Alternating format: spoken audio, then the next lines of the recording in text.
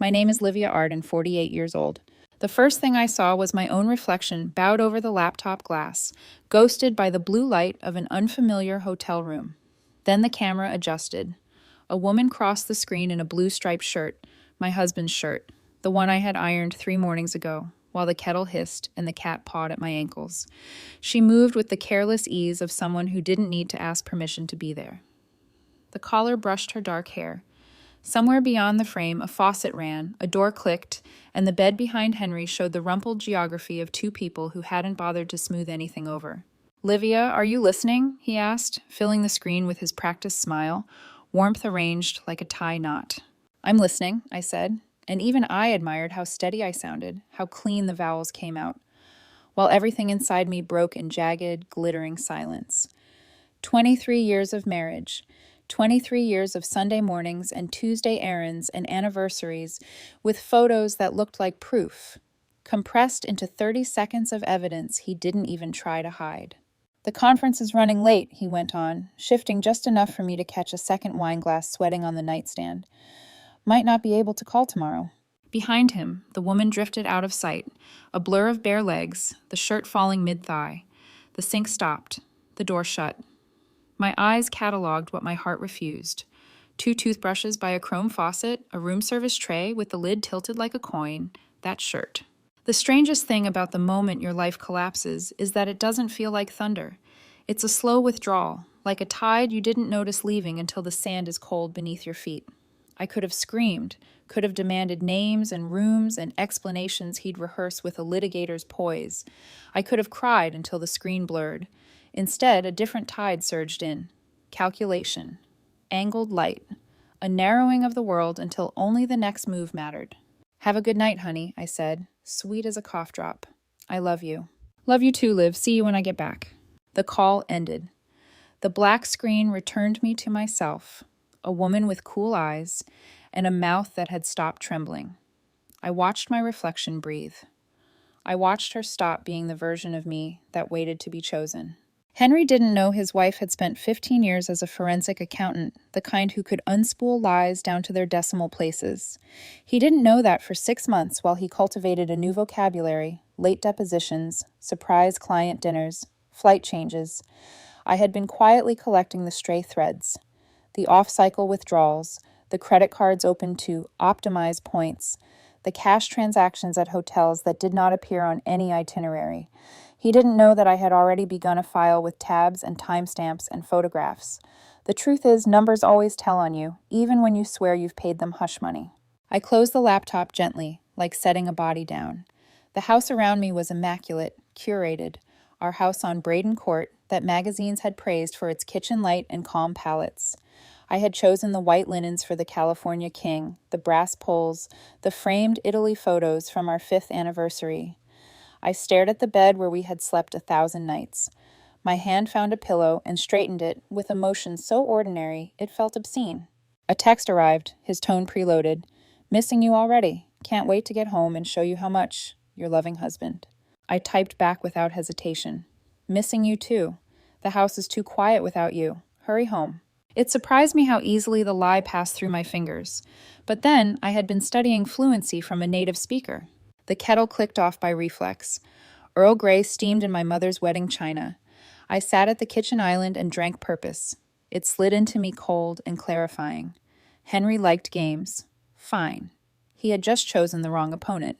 3 days earlier, I had been the version of myself he counted on, the one who rose at 5, measured 2 sugars, and a splash of cream into his navy mug from our first Christmas, pressed his shirts crisp while the local news whispered in the background.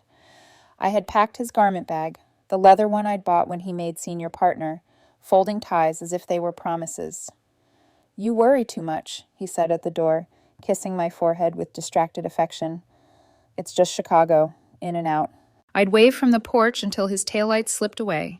I'd cleaned rooms until the house gleamed like a story about us. I wish I could tell you I didn't already suspect. But suspicion is a dull ache that teaches you to ignore yourself. You stack cheerful evidence against it. "We're fine. He's stressed. The firm is growing." And you silence the ache with busy hands. The ache had a ledger. Back at my desk, third bedroom converted into an office with a view of the hydrangeas, I opened our joint accounts. I traced patterns like constellations, restaurant charges in cities where he supposedly worked through dinner, hotels with spa services on weekdays, boutique purchases that didn't fit my size or taste. Individually, nothing screamed. Together, they formed a chorus. Then I found what all cheaters believe is clever, a burned phone receipt crumpled at the back of his desk drawer, a cheap flip model with one number saved as BD. I photographed everything, the phone, the log, the receipt with the store address and timestamp. I placed it back perfectly, as if leaving a snare unsprung teaches the animal to trust it. The night after the laptop screen, I didn't sleep much. I lay on the edge of that white bed and counted breaths, then counted months backward to the first time he'd said, "Don't wait up." 18 months. The number sat in my mouth like a metal coin.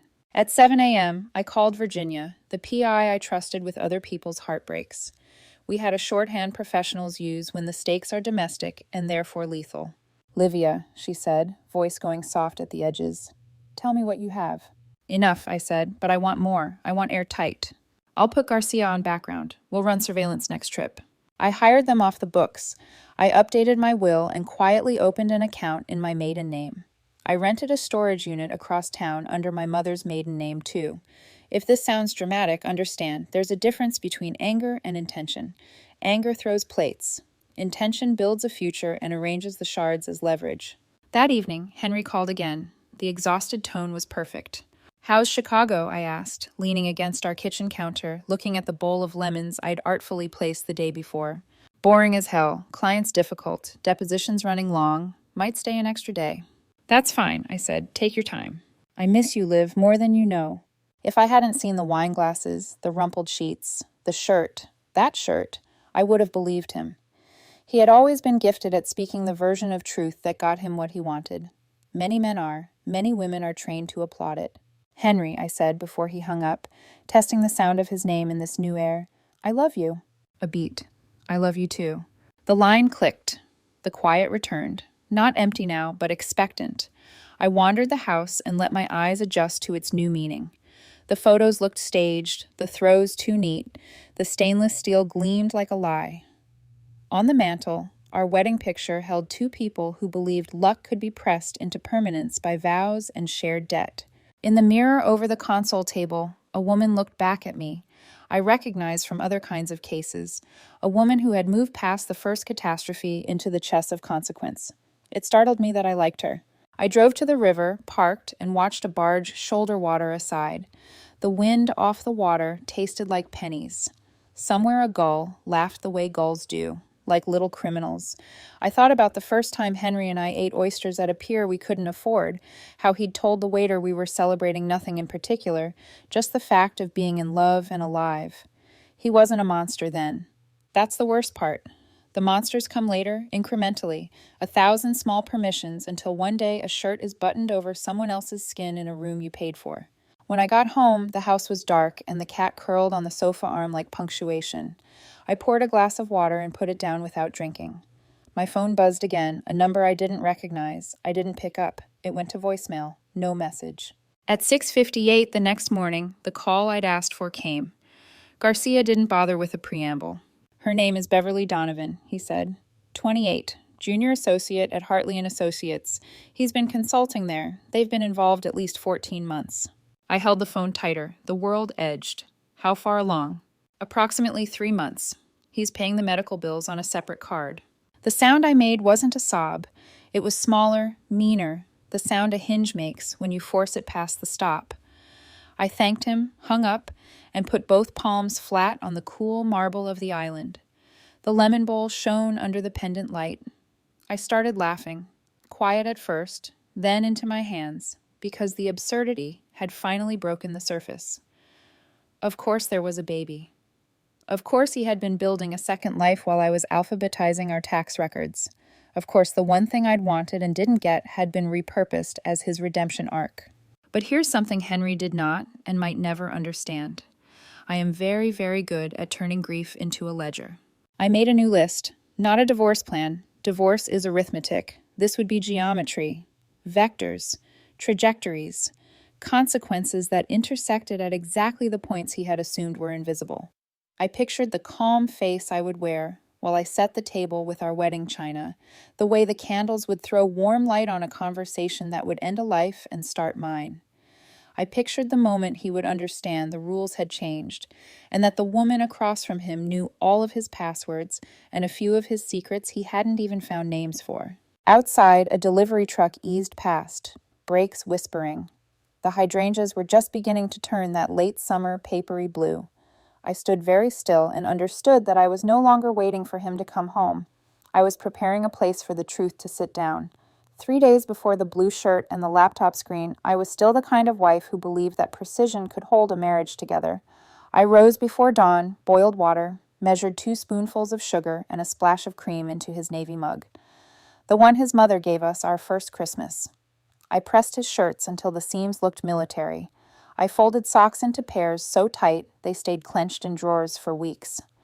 When Henry walked through the kitchen that Tuesday morning, I had already zipped his garment bag. Leather, polished, the gift I bought when he made senior partner. I asked the same question I always asked before he left. "You sure you have everything?" He smiled without looking. "You worry too much. It's Chicago, Liv. 3 days, in and out." He kissed my forehead with distracted affection, like he was already somewhere else. I followed him to the door. He loaded his car with the precision of a man who thought organization was a virtue. I waved from the porch as he backed out of the driveway. The taillights turned the curve, and I was left with silence. That day I cleaned every room. The counters gleamed, the windows shone, the house became a museum to stability. I didn't know then how empty those perfect rooms would soon feel. When the call ended that Thursday night and the screen went black, I walked those same rooms again. The 4 bedrooms, the polished floors, the Better Homes and Gardens kitchen. All of it suddenly looked curated for a brochure, not a life. Every photo on the walls mocked me. His grin at Rachel's graduation, my half smile at mine, vacations where I looked more like a visitor than a daughter of this family. In our bedroom, the California king lay in crisp white linens, pillows arranged in careful symmetry. I stared at the space where he had slept beside me every night. How many times had he touched my shoulder while planning escapes? How many kisses carried the ghost of someone else's perfume? The woman in his shirt looked young, late 20s maybe. Effortless beauty, the kind that doesn't need makeup. Everything I had been once before years of loyalty softened my hips and etched fine lines around my eyes. I caught my reflection in the full-length mirror. I expected ruin. Instead, I saw focus. My posture straightened, my mouth set. I looked like someone who had just discovered the lock on her own cell and found the key inside her pocket. The phone buzzed on the nightstand. "Missing you already. Can't wait to get home. Your loving husband." I stared at the message until my eyes watered. Then I typed, "Missing you too. The house is empty without you. Hurry home." The ease of the lie startled me. But fluency comes quickly when you've had a native tutor. I carried my tea to the office, the converted 3rd bedroom overlooking the hydrangeas. For 15 years, I had built a reputation on being relentless with numbers. I had exposed offshore accounts, dismantled embezzlement schemes, reconstructed records meant to vanish in flames. Yet I had never turned that focus on my own husband. Tonight, I did. Our joint accounts opened first. The charges lay in neat rows like confessions. Dinners for 2 in cities where he claimed to work until midnight. Room service tabs large enough for 2. Jewelry stores, lingerie boutiques, women's clothing purchases, timed like breadcrumbs. Not one item enough to accuse. But together, a constellation of betrayal. Then I opened his phone records. Cross-referenced numbers. That's when I saw it. Unfamiliar digits repeating at odd hours, sometimes 5 minutes before he called me with his exhausted voice. I printed the log, pinned it to the corkboard. Finally, the drawer. I don't know what made me check it. Instinct, maybe. There, inside an old briefcase he hadn't touched in years, lay a cheap flip phone. A burner. I flipped it open. Only one contact saved. BD. The call log scrolled with dozens of conversations, each a blade. I didn't scream. I didn't throw it against the wall. I photographed it. Every angle.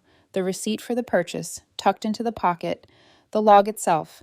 Then I placed it back exactly as I had found it. A trap doesn't work if the animal knows it's there. By 2 a.m., I had built a timeline that turned my stomach. The business trips had started 18 months ago. Sudden overnights, last-minute client meetings in cities we'd never discussed. Always firm paid, always plausible. But the cross-check told the truth. He wasn't clever enough to hide from someone who lived in ledgers. I made tea again. My hands didn't shake this time. I sat at the kitchen island with the china set my mother gave me and spread the evidence across the marble. Patterns emerged like ink in water. Henry thought his life was compartmentalized. In truth, he had been writing me a story in receipts and call logs. At dawn, I closed the folders and exhaled. Anger had cooled into intention. Divorce would give me half. But half was not justice. Half was permission for him to start over, bruised but breathing, with the woman who had already stolen my place. No, he needed to feel what I felt when the blue shirt appeared on my screen. The sudden vacuum, the collapse of a world. He needed to know devastation not as theory, but as experience. I called Virginia at 7. She picked up on the second ring, voice still husky from sleep. "Livia, it's been a while." "I need your help," I said, "and I need it off the books." "Tell me what you've got." "Enough to bury him," I said, "but I want airtight." She paused, understanding the gravity behind my tone. "I'll bring Garcia in for background. When's his next trip?" "Next week. He thinks it's a secret. Let's make it official." By 9, I had already updated my will, opened a new account under my maiden name, and rented a storage unit across town under my mother's maiden name.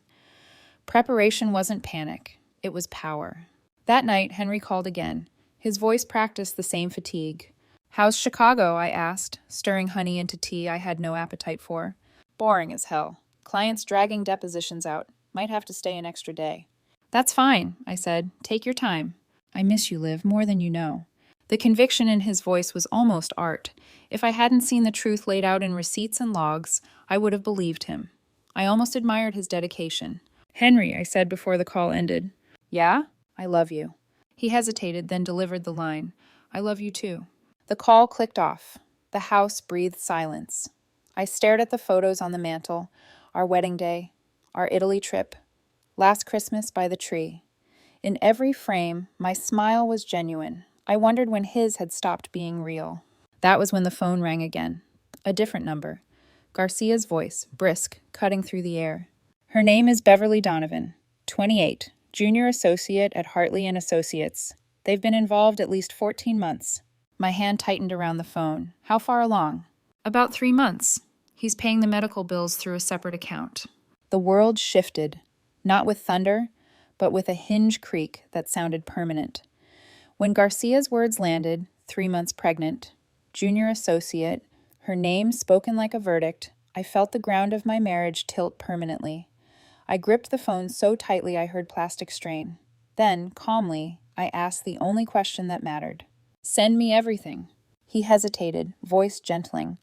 "Livia, I've seen this before. Betrayal like this can make people reckless. Maybe give yourself some time." "Today," I interrupted. Every receipt, every photograph, every record, I wanted in my hands. I hung up before his sympathy could soften me. Sympathy was a weight I couldn't afford. The kitchen smelled faintly of lemon polish and rosemary from last night's roast. I stared at the bowl of fruit under the pendant light until my vision blurred. Then I laughed, a sound sharp enough to echo, because of course it wasn't just an affair. Of course he hadn't merely stolen hours or lies. He had built a new family while pretending to live in mine. I poured the rest of my tea down the sink, watched the amber liquid swirl away. In that whirlpool, I saw it clearly. Henry wasn't clever. He was cowardly. And cowards always make mistakes. By noon, Virginia had called back. "Surveillance is active. Garcia's digging deeper. You'll have a full report soon." "Good," I said. My voice didn't shake. It felt carved in stone. That afternoon, I spread the evidence across my office desk.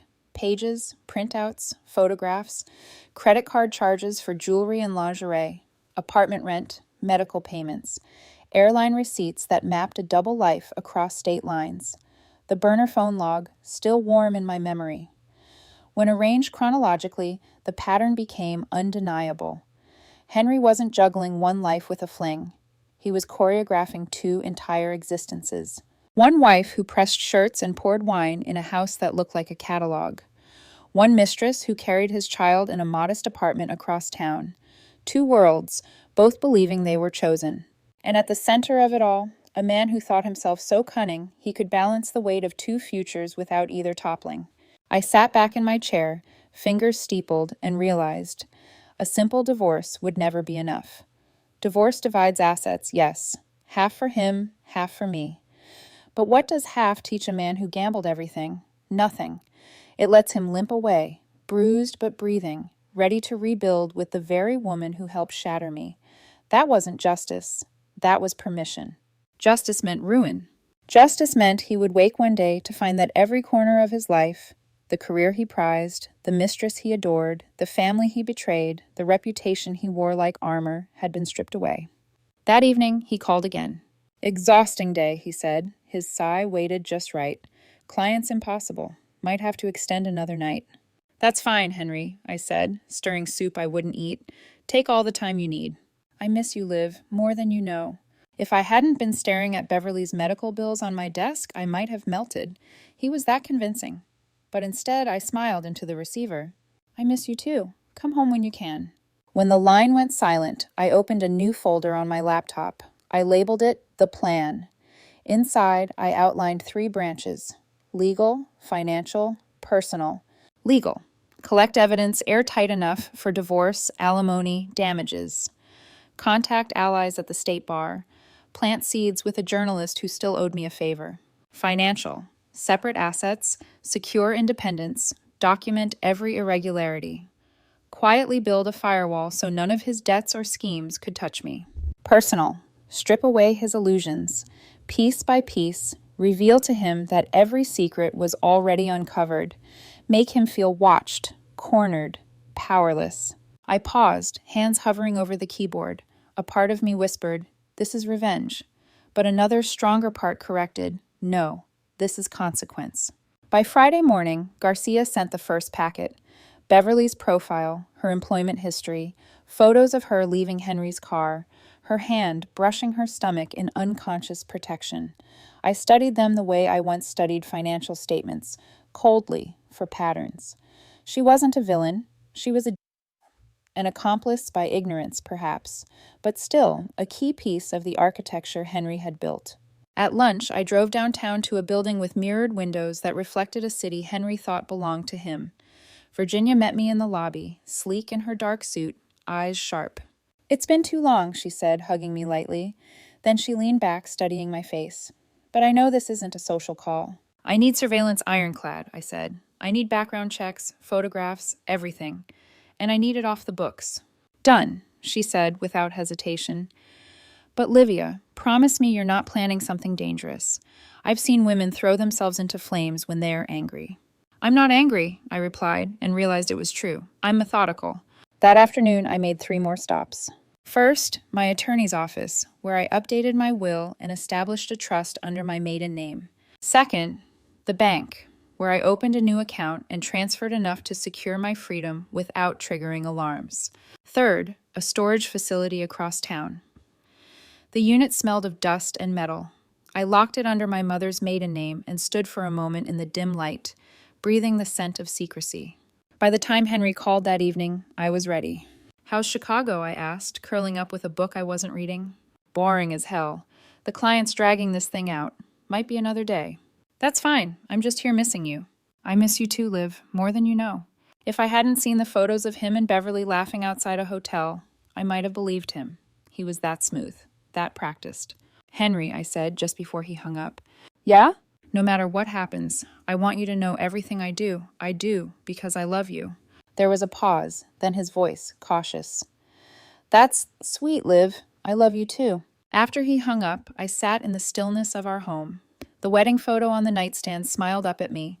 2 people 25 years younger, believing in vows as if they were shields. That woman had been real, but she was gone now. In her place sat someone colder, sharper, infinitely more dangerous. And Henry had no idea. Saturday morning, the phone rang before the sun finished climbing.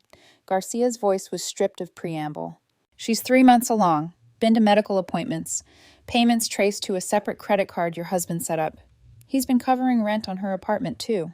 For a moment, silence pressed so thick it felt like snow.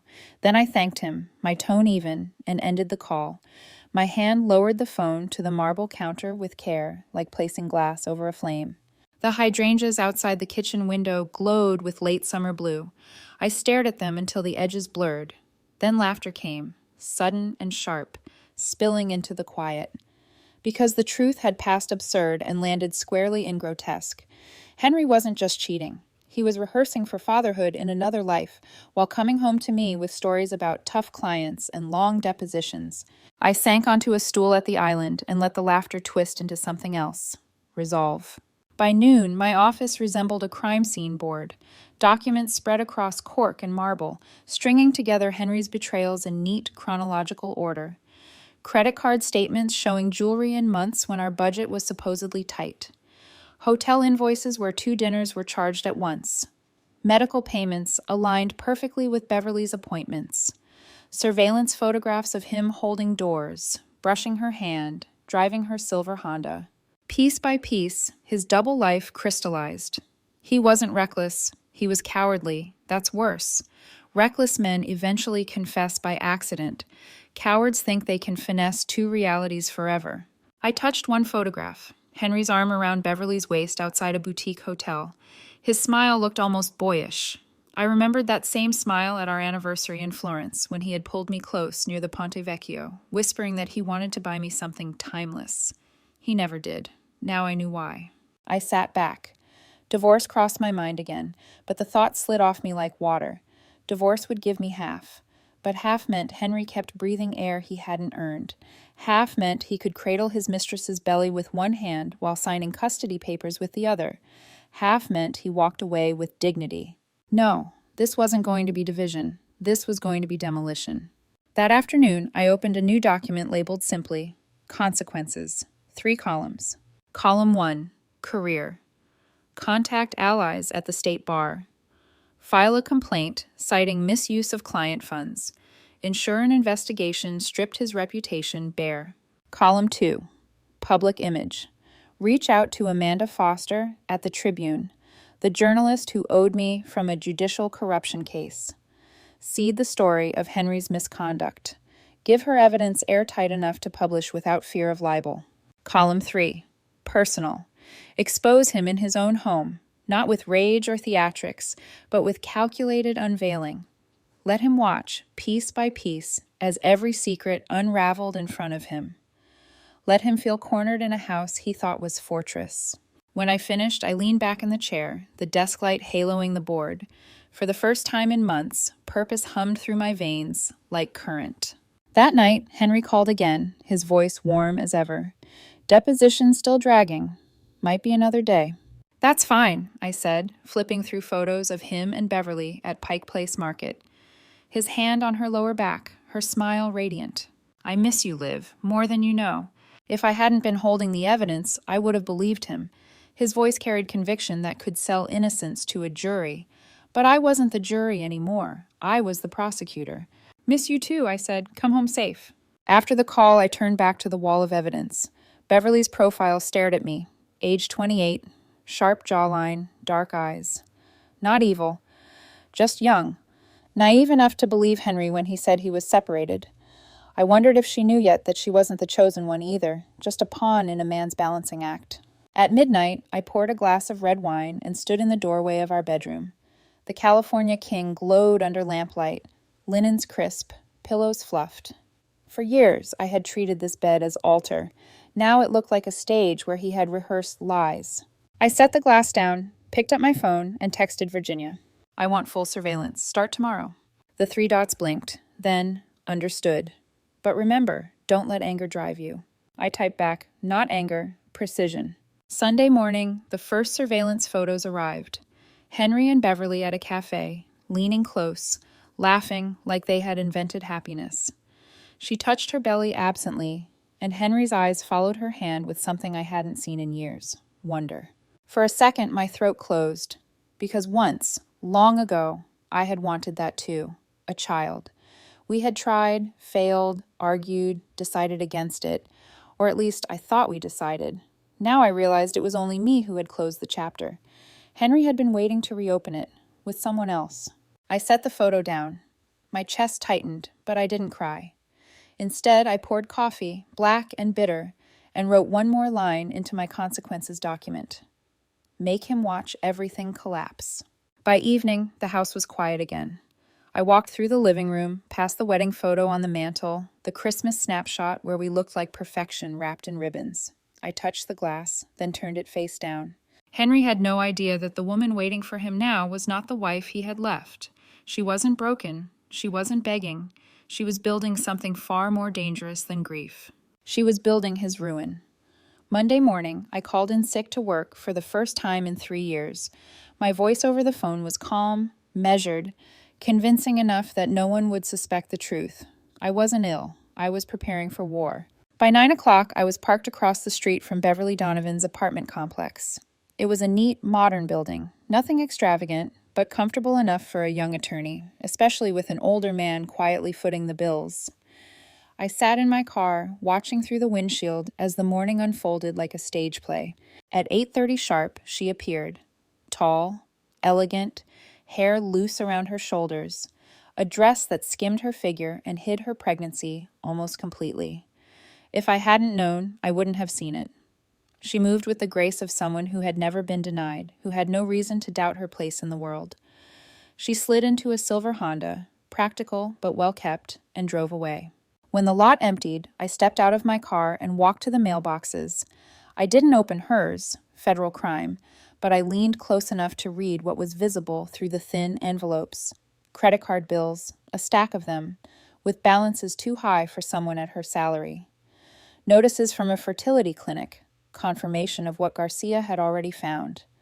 And one glossy envelope that caught my attention, a letter from a high-end real estate agency. Beverly was house hunting. I almost smiled. Of course she was. Of course Henry was preparing a future with her, just as he had once promised me. I pulled out my phone and snapped a quick photo of the envelope, enough to remind myself later. Then I walked back to my car, heart steady, and dialed Virginia. I need you to track real estate inquiries under Beverly Donovan's name, I said. Properties, brokers, loan applications, everything. Virginia's tone was careful. What are you planning to do with it?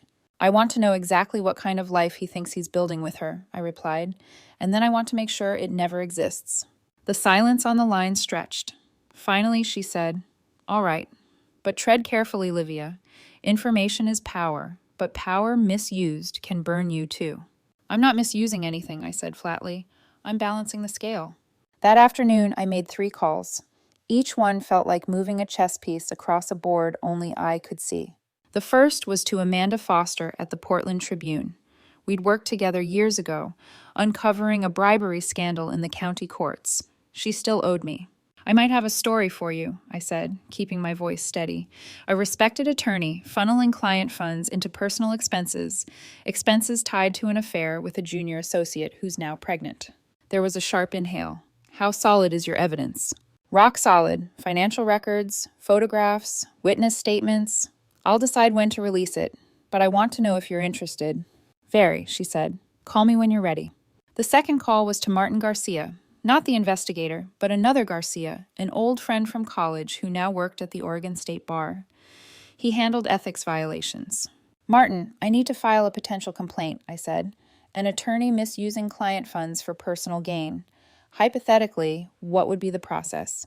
Depends on the details, he said, his voice careful. Send me what you have, and I'll review it discreetly. I promised him I would. The third call was the most delicate. I dialed Hartley and Associates and asked for the managing partner. My voice softened into polite composure. This is Mrs. Arden, I said when Jonathan Hartley came on the line. My husband has been consulting for your firm. I'd like to meet about a matter of potential conflict of interest. There was a long pause. I'm not sure I understand. I think it would be better discussed in person, I said. Are you available tomorrow afternoon? Another pause, heavier this time. 3 o'clock. Perfect. When I hung up, I stood in the middle of my kitchen, hands braced against the counter. My reflection in the microwave door looked calm, composed, almost detached. But beneath that calm, a storm was building, precise and targeted. That evening, Henry called again. How's my girl? He asked, voice honey smooth. I'm fine, I said, glancing at the thick folder of evidence spread across the counter, just thinking about us, our future. Our future? He laughed lightly, as if charmed. We've already got the best life, Liv. Maybe, I said softly, but I've been wondering lately if something's missing. Silence stretched. I imagined him frowning, rubbing the back of his neck the way he did when cornered. Let's talk about it when I get home, he said finally. This isn't a phone conversation. No, I agreed, it isn't. When the call ended, I stood in the darkness of my kitchen, listening to the hum of the refrigerator. For years, I had believed comfort was safety. That silence meant peace. Now I understood differently.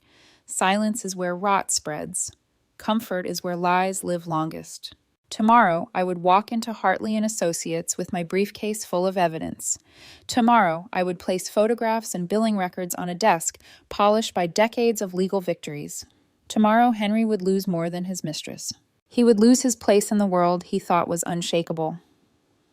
Tuesday at precisely 3 o'clock, I walked through the revolving doors of Hartley and Associates. The lobby gleamed in chrome and glass, designed to impress clients into believing this was where justice lived. I clutched my leather briefcase, inside a carefully curated gallery of Henry's sins. The receptionist greeted me with professional brightness, then quickly stood when Jonathan Hartley himself appeared. Distinguished, silver-haired, his suit the shade of smoke, his handshake cool. Mrs. Arden, he said, thank you for coming. Let's talk in my office. His office was everything I expected. Floor-to-ceiling windows spilling light onto bookshelves crammed with law tomes, mahogany desk wide enough to separate empires, and awards lined up like shields. He gestured to a leather chair. I sat, placing my briefcase on my lap, like a weapon still sheathed. What concerns you about your husband's work with this firm? His voice was polite but tight, a man cautious of landmines. I opened the briefcase and slid a photograph across the desk. Henry and Beverly, exiting a hotel in Seattle, time-stamped during one of his supposed business trips. His arm curved around her waist, her head tilted in easy intimacy. Hartley's eyes widened, the blood draining from his face. That, I said, is your consultant with one of your junior associates, taken during hours he billed to your firm. Hartley studied the image, then looked at me. Mrs. Arden, this firm has strict policies. I cut him off, laying 3 more documents across the desk. Henry's billing statements to the firm, credit card receipts for jewelry and hotel rooms, a timeline correlating payments from Hartley with his personal indulgences. This is not suggestion, I said calmly. It's fact. The question is what you intend to do about it. He read each page with the precision of a man weighing catastrophe. His jaw tightened. What do you want, Mrs. Arden? I leaned forward. I want Henry's consulting contract terminated. I want Ms. Donovan transferred out of his orbit immediately, and I want an internal review of whether client funds were misused to subsidize this affair. In exchange, this stays between us. No bar complaints, no press, no lawsuits. And if we don't agree? I slid the documents back into my briefcase. Then tomorrow morning, Amanda Foster at the Tribune runs a story about how your firm facilitated misconduct between a married consultant and his pregnant mistress. The state bar receives a complaint, and I file a civil suit against both the firm and my husband. The fallout will not be quiet. Silence stretched. Hartley's knuckles whitened around the photograph. He was a smart man. He saw the trap fully set, jaws already closed. Finally, he exhaled. I'll need time to verify these claims. Of course, I said smoothly, standing. But I'll need your answer by Friday.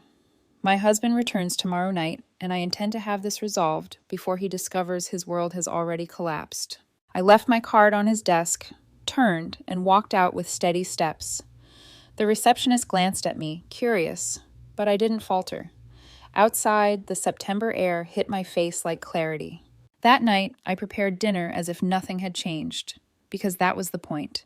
Salmon with lemon butter, roasted asparagus, wild rice. I laid the table with our wedding china, candles flickering in crystal holders, a bottle of Pinot Noir breathing on the counter. To anyone looking in, it would appear a home welcoming back a husband from business. But I wasn't preparing a reunion.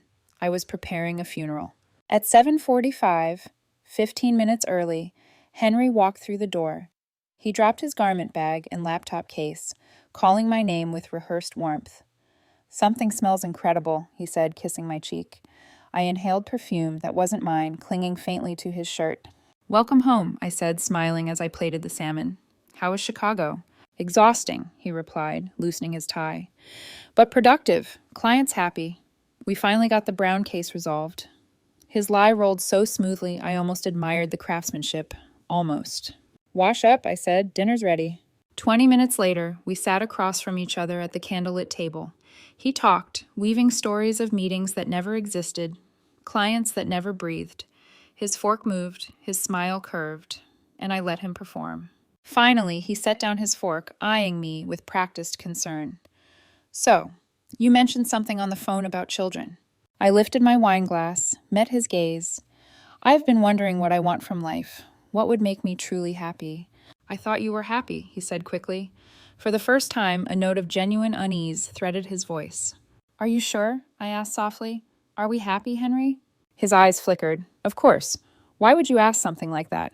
I placed my glass down, leaned forward. Humor me. If you could have any life, with no consequences, no limits, what would it look like? Would you still choose this? This marriage, this house, this routine? He froze, fork halfway to his mouth. Silence stretched, thick as fog. Then I pulled out my phone, opened the gallery, and slid it across the table. The photograph of him and Beverly glowed on the screen, timestamp blazing proof. The color drained from his face so quickly I thought he might faint. Livia, he whispered. Don't, I said, raising a hand. My voice was steady, flat. Don't insult me with excuses. I know. About Beverly? About the pregnancy? About the apartment? The medical bills? The jewelry? All of it. He stared at the photograph, then lifted his eyes to me. For the first time in 23 years, Henry Arden looked small. How long have you known? Does it matter? I asked quietly. The question is, what happens now? He opened his mouth, closed it again. His hands trembled around his fork. The confident, successful attorney I had married seemed to collapse in front of me, shrinking into something fragile, almost pitiful. And that was when I realized the most devastating weapon wasn't anger, or evidence, or revenge. It was truth, placed carefully on a dinner table set with crystal and china, delivered by the wife he thought would never find out. Henry's fork clattered against his plate. He didn't even notice. His eyes stayed locked on the photo glowing from my phone, as if staring long enough might make Beverly disappear back into the pixels. It wasn't supposed to happen, he muttered finally, his voice thin, fragile. Beverly and I, it started with work. She was assigned to my cases. We spent time together, talked about the law, about life. She's brilliant, Livia. She made me feel... I cut him off, my tone flat. Don't romanticize this. Tell me about the pregnancy. He flinched, the word landing like a strike. For a long moment, he said nothing. Then, in a whisper, she told me 2 months ago. It wasn't planned. But when she said the words, He broke off, rubbed his face with both hands. I felt joy, pure joy, something I thought I'd lost.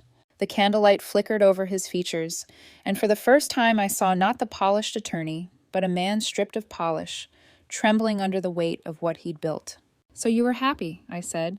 Happy she was carrying the child I once begged you to give me. He lowered his hands, eyes glistening. Livia, please. I leaned forward, my voice cutting. And what then? You started looking at houses? His head snapped up. How did you... I told you, I said evenly. I know everything. His breath hitched. He stared at me like I was a stranger, as though the woman across the table couldn't possibly be the wife he'd known for 23 years. Were you ever going to tell me? I asked softly. Or were you going to keep living this double life until one day you simply vanished? The silence stretched so long I could hear the faint tick of the grandfather clock in the hallway. Then, in a broken voice, he said, I thought I could make it work. Both lives. Both of you. A bitter laugh escaped me. You thought you could split yourself into 2 men, husband here, father there. Do you realize how insane that sounds? I didn't know what else to do, he said desperately. I love her. I love the idea of the baby. But I also, God, Livia, I love you. I couldn't bear losing either of you. I stood, lifting our wedding china plates from the table. My movements were steady, deliberate, almost ceremonial. Congratulations, I said coldly. You've managed to lose both. His chair scraped back as he followed me into the kitchen. What does that mean? It means, I said, setting the plates in the sink with a careful clink, that Beverly Donovan's career at Hartley ended yesterday, along with your consulting contract. He went pale. What are you talking about? I faced him fully, letting the words land one by one. I had a very productive meeting with Jonathan Hartley. He was disturbed to learn one of his consultants was billing hours he didn't work while conducting an affair with a junior associate. Apparently, violating firm policy is frowned upon. Your reputation? It collapsed in his office before you even walked through this door. He staggered back, one hand braced against the counter. You can't do this. My career. Your career? I laughed, the sound harsh, jagged. Your career died the moment you decided to live a lie. I'm just writing the obituary. He shook his head, panic flooding his face. What do you want? Money? The house? I'll give you anything in the divorce. This isn't about divorce, I said quietly, stepping closer until he could see the steel in my eyes. This is about consequences. For 23 years, I had stood at his side, his partner, his supporter, the silent architect of his life. I had pressed his shirts, carried his secrets, built him into the man he presented to the world. And in return, he had turned me into a fool. Now I was finished playing the part. He reached for me then, desperation trembling in his fingers. I can fix this, Livia. I'll end things with Beverly. I'll do whatever you want. Just don't destroy me like this. I stared at him, my voice a whisper, edged with iron. She's pregnant, Henry. You can't erase that. You can't undo it. You can't unmake the life you started with her. I'll support the baby, he stammered, but I don't have to be involved. I can choose us. Stop, I said sharply, my hand raised. Do you hear yourself? You're talking about abandoning your unborn child like it's a line item in a budget. What kind of man does that make you? He wilted then, sagging against the counter, eyes wide and lost. For the first time, I saw it clearly. Beneath the charm, beneath the arrogance, beneath the polished veneer, my husband was nothing but a frightened, selfish man who thought love could be juggled like cases in court. I don't know, he whispered. I don't know what kind of man I am anymore. I turned away, reaching for the dish towel, steadying myself. That's the first honest thing you've said in months. The candles flickered in the dining room, burning low. The salmon sat untouched, the wine warm in its glasses. In that moment, I knew the marriage had ended long before tonight. I was simply delivering the eulogy. Thursday morning, the phone rang just as the sun lifted over the rooftops. I recognized the number instantly, though I had never dialed it myself. This is Beverly Donovan, the young voice said, trembling at the edges. We need to talk. I had been expecting the call. Still, my pulse kicked, sharp as a blade. Good morning, Beverly. What can I do for you? Not over the phone, she replied quickly. In person. There are things you need to know about Henry. We agreed on neutral ground. A cafe downtown, public enough that neither of us held home advantage. As I drove, I wondered what she thought she could tell me. After all, I already had his receipts, his photos, his timelines, but curiosity thrummed in my veins. The cafe smelled of roasted beans and cinnamon. I spotted her immediately in a corner booth, looking smaller than the woman in the surveillance photos. Pregnancy softened her, gave her a glow that no amount of sorrow could dim. Yet her eyes were rimmed red, her hands trembling as she clutched her cup. Thank you for coming, she said when I slid into the seat opposite her. You said there were things I needed to know, I replied. I'm listening. She inhaled, deep and shaky. When I met Henry, he told me he was separated. He said you and he were only staying legally married because of financial complications. He told me you were living separate lives. My jaw tightened. And you believed him? She nodded, tears glistening. I wanted to. He was charming, successful, older. He made me feel like I was special. When he said he loved me, when he started talking about a future together, I believed him. I thought I had found my happy ending. When did you find out the truth? I asked. Her voice cracked. 3 weeks ago, I hired a private investigator because he never wanted me to call him at home, never wanted to meet near your neighborhood. The PI told me you were still married, still sharing a bed, still attending events together. When I confronted Henry, he swore he was going to leave you soon. He said he just needed time to figure out how to protect you financially. I laughed then, a dry, bitter sound. He painted me as fragile, as some housewife who couldn't survive on her own. She blinked at me. You're not? I'm a forensic accountant, I said coldly. I've put CEOs in prison. I've tracked millions through shell corporations. Fragile is the last word anyone should use for me. Beverly's tears spilled over. He lied to both of us. I thought I was the woman he chose. Now I see I was just convenient. She reached into her purse and placed a manila envelope on the table. These are copies of everything: texts, emails, voicemails, 14 months of promises, promises he never intended to keep. Some of them are about you, ugly things. I stared at the envelope but didn't touch it yet. Why give this to me? Her hand shook as she wiped her cheeks. Because I don't want him to walk away clean. I can't undo what I've done, but maybe I can help make sure he faces consequences. And what about you? I asked, tilting my head. What about the baby? She swallowed hard. I'll raise this child, with or without him. But he won't get to live two lives anymore, not after what he's done to us both. For the first time, she met my eyes directly. And in hers, I didn't see a rival. I saw another victim, another woman, caught in Henry's web of arrogance and cowardice. I picked up the envelope and slid it into my purse. Thank you, Beverly. Whatever else happens, know this. You aren't my enemy. He is. Relief flickered across her face. That means more than you know. When I drove home, the city shimmered with late afternoon haze. The envelope sat heavy in my bag, not just paper, but leverage, proof, ammunition. Now I had more than evidence. I had an ally. Henry had thought he could balance us like scales. Instead, he had created two women united against him. That evening, when he walked through the door, suitcase in hand, he looked at me with the same polished smile he had used for months. But something in his eyes flickered. When he saw my calm expression, the stillness in my posture, instinct maybe. Predators recognize when the prey has stopped running. How was your day? He asked cautiously. Interesting, I said, sipping my tea. I had coffee with Beverly Donovan. The color drained from his face so quickly I thought he might faint. Livia, I can explain. Can you? I interrupted. Can you explain why you told her I was fragile, that I couldn't survive without you? Can you explain why you promised to marry her, promised her a future while still sharing my bed? Can you explain why you said you loved her more than you'd ever loved anyone in your life? He sank into the chair across from me, eyes hollow, shoulders sagging. She gave you the messages, he whispered. All of them, I confirmed. 14 months worth. Every lie, every promise, every insult. Quite a collection. His eyes lifted to mine, glassy with despair. What are you going to do? I closed my book, folded my hands on the table, and looked him directly in the eye. I'm going to ask you one question, I said, and I want you to think very carefully before you answer. In all of this, the lying, the cheating, the deception, did you ever once consider that your actions might have consequences? He opened his mouth, closed it again. The silence pressed in. Finally, he whispered, I thought I was smart enough to manage it all. I stood, moving to the window, staring out at the twilight pressing against the glass. Well, I said softly, you were wrong. And now you'll learn what happens when the women you've deceived stop playing your game.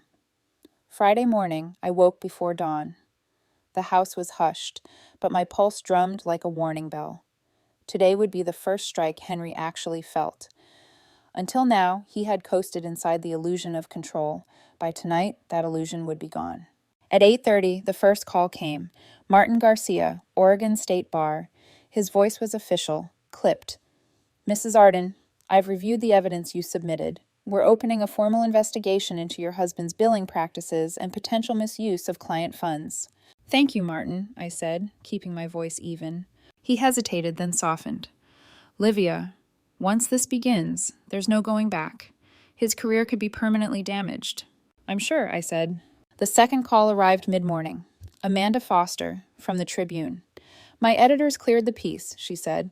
We'll run it tomorrow, both print and digital. Names withheld for now, but the details are enough for anyone in the legal community to recognize Henry. Good, I replied. There's something else, she added. When I started asking questions, I got tips. Other attorneys mentioned irregularities with Henry's work. This might not be his first time. The words hit like a cold blade. Other women, other lies, other betrayals I had been too trusting or too blind to see. My fingers tightened around the phone. Print what you have, I said.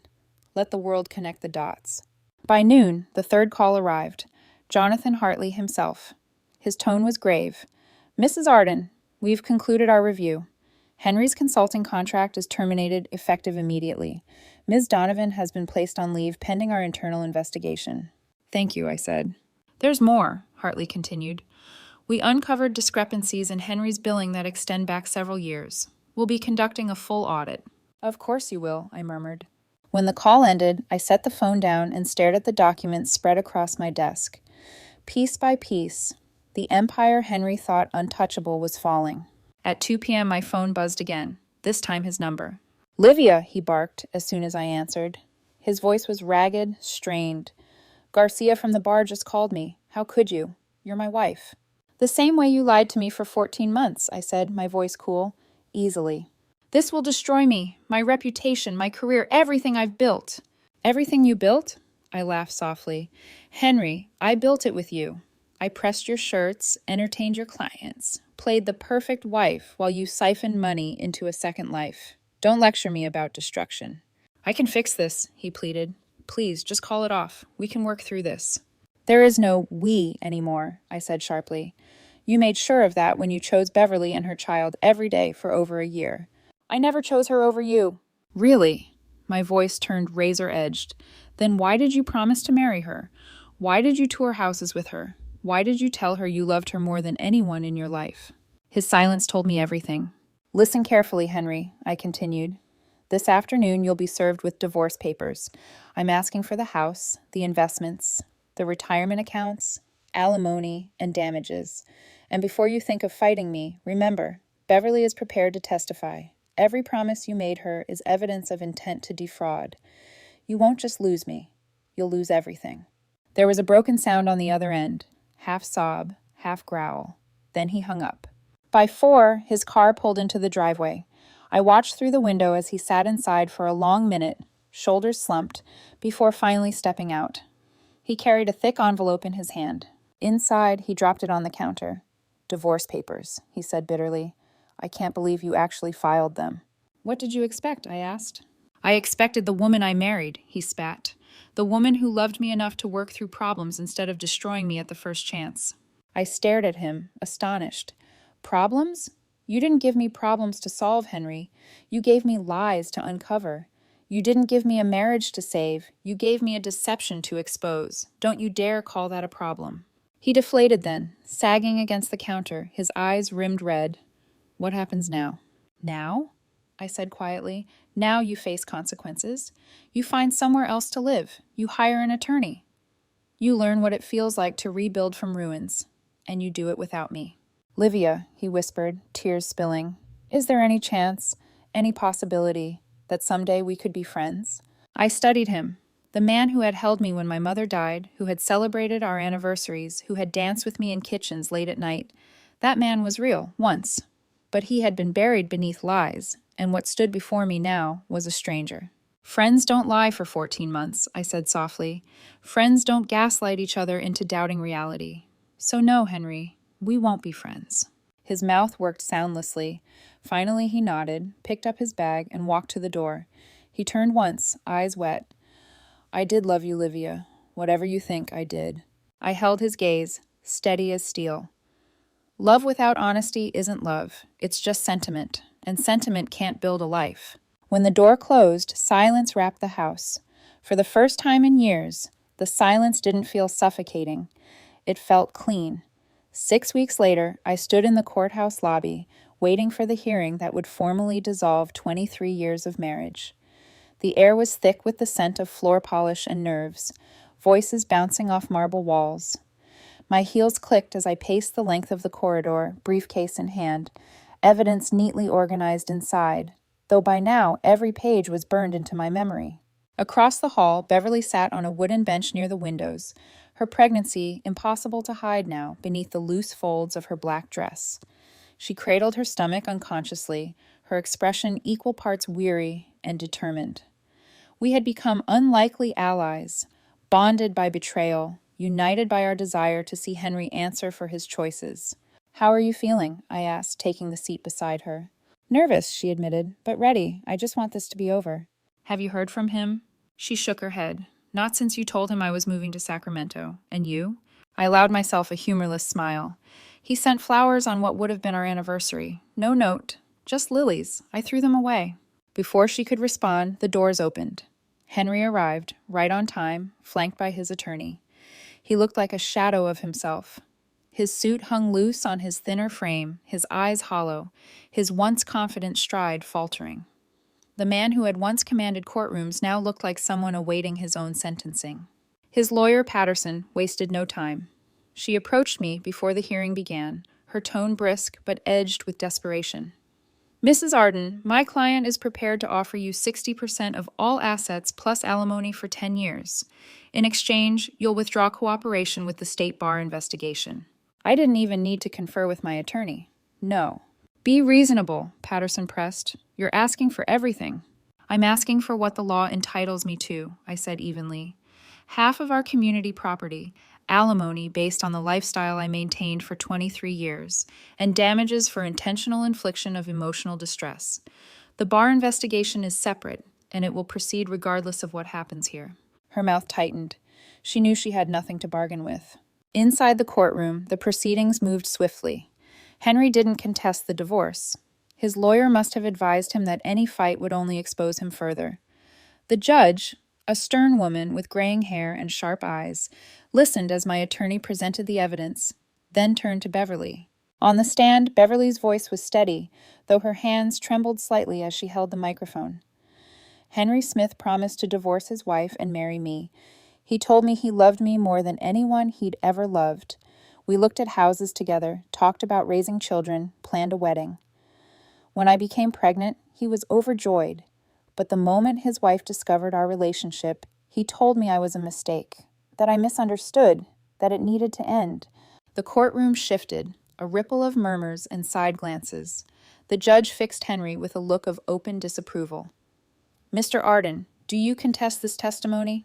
Henry's attorney whispered something frantically in his ear. His shoulders slumped. No, Your Honor. The judge's verdict was swift. Based on the evidence, I find Mr. Arden engaged in a deliberate pattern of deception that caused significant emotional distress to both his wife and Ms. Donovan. Mrs. Arden is awarded 75% of all community property, alimony of $8,000 per month for 15 years, and $50,000 in damages. The gavel struck, final, irrevocable. A hush settled in my chest, not relief, not triumph, but something quieter. Justice, maybe. Balance restored, even if imperfectly. Afterward, Henry lingered in the corridor, his face ashen. When I passed, he stopped me with a hand on the wall. I hope you're satisfied, he said bitterly. Actually, I replied, my voice calm, I am.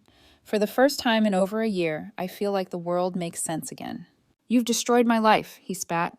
No, Henry, I said, meeting his eyes one last time. You destroyed your own. I just refused to let you destroy mine in the process. I left him standing there, Beverly trailing behind me. Outside, the spring sunlight cut sharp and bright against the courthouse steps. She touched my arm. What will you do now? She asked. I'm thinking about starting my own forensic accounting firm, I said, helping other women like us, women who suspect their husbands of financial infidelity but don't know where to begin. I have the skills. Now I have the fire. That sounds perfect, she said softly. You'll help a lot of people. And you? I asked. My sister's waiting for me in Sacramento, she said, her hand protective over her stomach. She'll help with the baby. I might go back to school, start fresh. We hugged then, two women who should have been enemies but had become something closer to sisters in survival. As I drove home, I thought of the house I would return to.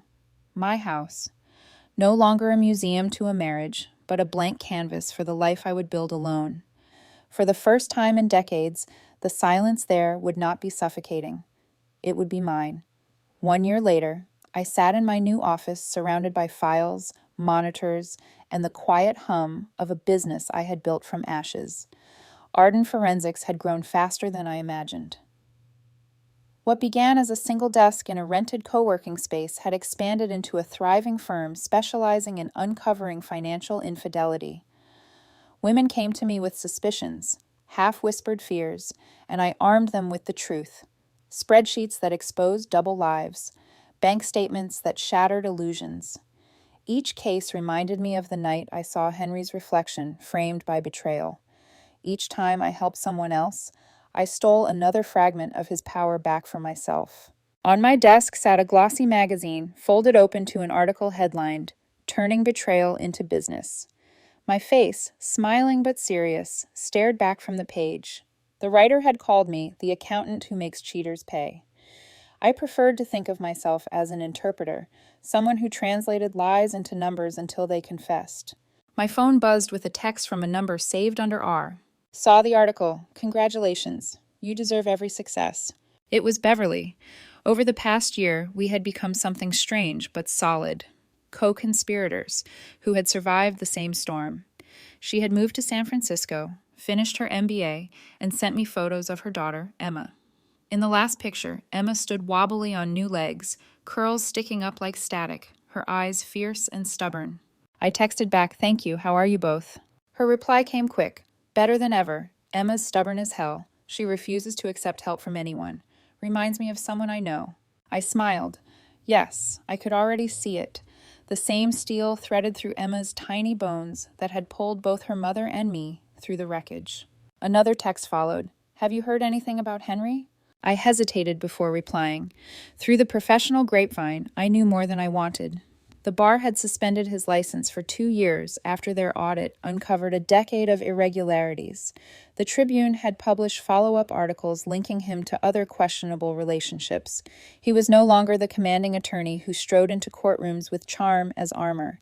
He was now a paralegal in a small firm across the river in Vancouver, Washington, shuffling papers under someone else's command. "He's alive," I finally wrote. "That's about all I know." "That's more than I need," she replied. "I hope he's learned something from all this." I doubted it. Men like Henry rarely learned. They rationalized, rewrote, convinced themselves they were victims of circumstance. But that was no longer my concern. I set the phone down and leaned back, watching the afternoon sunlight stripe across my office floor. A year ago, I had been a wife unraveling under betrayal. Today, I was a business owner, a survivor, a woman whose silence had transformed into a voice others could lean on. The greatest lesson I had learned wasn't about betrayal, it was about freedom. That love without honesty is only sentiment. That trust without truth is just self-delusion. That a life built on someone else's lies isn't a life at all.